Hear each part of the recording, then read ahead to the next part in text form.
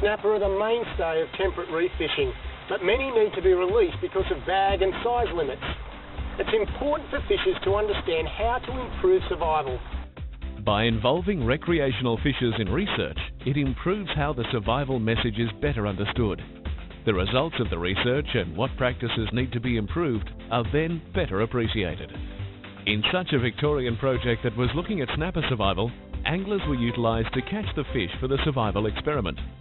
Giving these anglers an excuse to go fishing ensures a good response and the necessary leave pass to get out on the water. But fishing for research is more than just going out there and catching fish. It involves using gear that is first selected by the researchers and then recording details about how the fish were caught. This is important in understanding the effect of hooking techniques on their ultimate survival.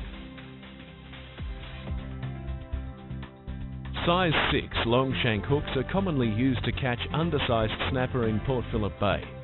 These were used to test how many fish were hooked in the gills, throat and gut, as this was believed to lead to lower survival rates. Fish were then transferred to a marine research vessel, which was then used to transport them to the marina, where they would be placed in holding tanks. But when research into survival is being undertaken, it is not as simple as just holding fish in tanks and seeing how many survive. To accurately estimate survival, it is important to have what are known as controls. In survival experiments, fish are often caught by netting, so that their survival can be compared to those fish caught by line. Fish caught by both line and netting were then taken to the holding tanks in the marina, where they were checked and assigned to a research tank.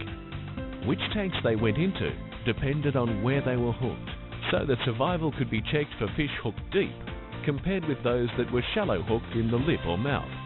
Fish were held in these tanks for 3 days to see how many survived. What the research found was that the most important factor in survival was where the fish was hooked. For shallow hooked fish, survival was high, at around 97%, while for deep hooked fish, it was much lower, at 48%.